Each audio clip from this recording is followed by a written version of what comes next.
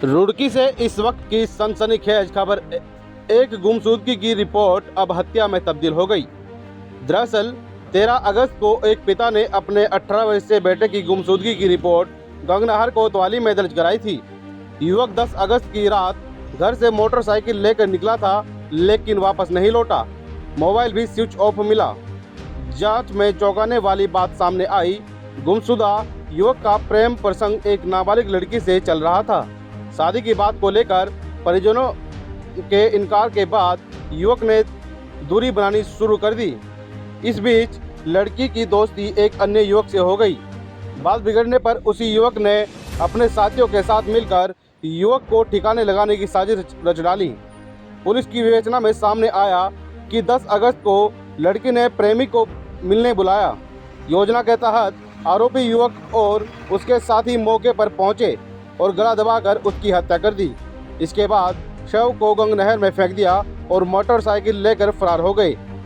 SSP Parminder Singh Doval के निर्देशन में गठित पुलिस टीम ने मामले का खुलासा करते हुए प्रेमिका और एक आरोपी को गिरफ्तार कर लिया है, जबकि 2 आरोपी अब भी फरार बताए जा रहे हैं। पुलिस की टीमें उनकी तलाश में दबिश दे रही है।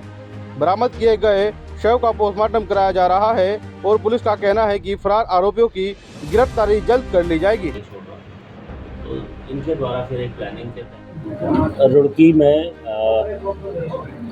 एक मकतूलपुरी निवासी एक लड़की की गुमशुदगी का मामला पुलिस के संज्ञान में 10 तारीख को आया था।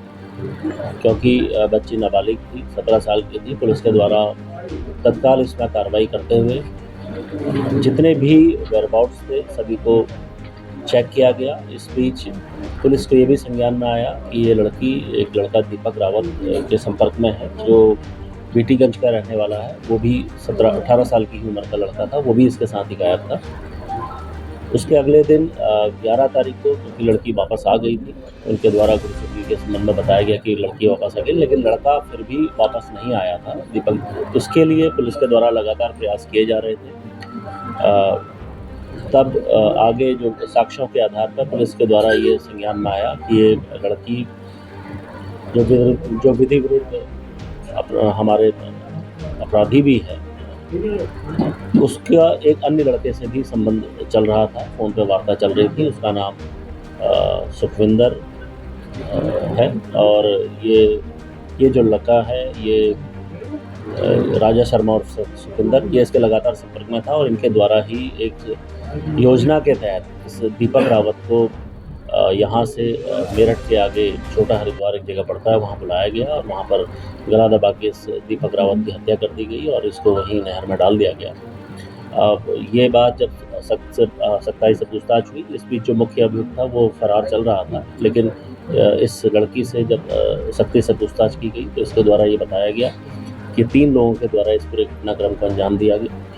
इनकी निशानदेही पे इसमें एक लड़का और जो पुलिस के द्वारा पकड़ा गया है, मोहसिन सन ऑफ नौशाद, वो भी और इस लड़की को के ही निशानदेही पे उस दीपक रावत की जो डेड बॉडी है वो गंगनहर जो हापुड़ के पास से ही प्राप्त हो गई है। एक अभियुक्त अभी इसमें फरार चल रहा है और बाकी दोनों अभियुक्तों को न्यायिक परीक्षा में भेजा जाएगा। ये बात मैं संज्ञान में लाना चाहूँगा कि इसमें सभी जो अभियुक्त हैं वो 17 से 20 साल की उम्र के बीच के हैं और ये वाकई में समाज के लिए भी काफ़ी झकझोरने वाला है कि इतनी छोटी उम्र के बच्चे भी इस तरीके की घटना में संलिप्त हैं।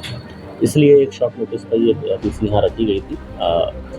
इसमें मैं पूरी टीम को भी बधाई देता हूँ कि इतने कम समय में करीब 36 घंटे के अंदर इनके द्वारा विभिन्न स्थानों पर अपनी पुलिस की टीम के द्वारा लगातार प्रयास करते हुए 2 अभियुक्तों को हत्या का कारण क्या रहा सर? इसमें हत्या का जो कारण अभी तक हमारे संज्ञान में आया है कि ये जो विधि विरुद्ध किशोरी है, इसका जो अफेयर इस दीपक रावत से चल रहा था और इस बीच इनके परिवारजनों द्वारा जब इसमें आपत्ति व्यक्त की गई और लड़का लगातार लड़की को मिलने के लिए दबाव बना रहा था, तो ये लड़की इसी बीच एक अन्य लड़का जो है सुखविंदर उर्फ राजा शर्मा, इसके भी संपर्क में थी और उसके द्वारा ही एक योजना के तहत इन्हें बुला के इस लड़के को रास्ते से हटाने की नीयत से इसकी हत्या की। इसका अफेयर तो पूर्व से ही चल रहा था, जो अभी तक हमारे संज्ञान में आया है कि ये दोनों ही सेम क्लास में ही फेल भी हुए हैं 12th में और इसका अभी ये दूसरा अटेम्प्ट ये लोग दे रहे थे। तो पहले से एक दो अभियुक्तों को पकड़ा गया है। इसमें एक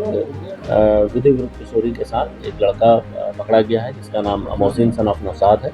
एक व्यक्ति अभी इसमें जो फरार चल रहा है सुखविंदर उर्फ राजा शर्मा, उसको भी पुलिस जल्द ही अरेस्ट कर ली। क्रिमिनल बैकग्राउंड सब बरामद हो गए सर? वाकई में बड़ा सोचनीय विषय है समाज के लिए भी कि इतनी कम उम्र के बच्चे इस प्रकार के अपराधों में लिप्त हो रहे हैं। और ये इसमें सभी अभिभावकों से भी मेरी अपील है कि इसमें बिल्कुल अपने परिवार में इस प्रकार का अगर कोई घटनाक्रम उनके संज्ञान में आता है तो उसको तत्काल उस पर नज़र बनाएं।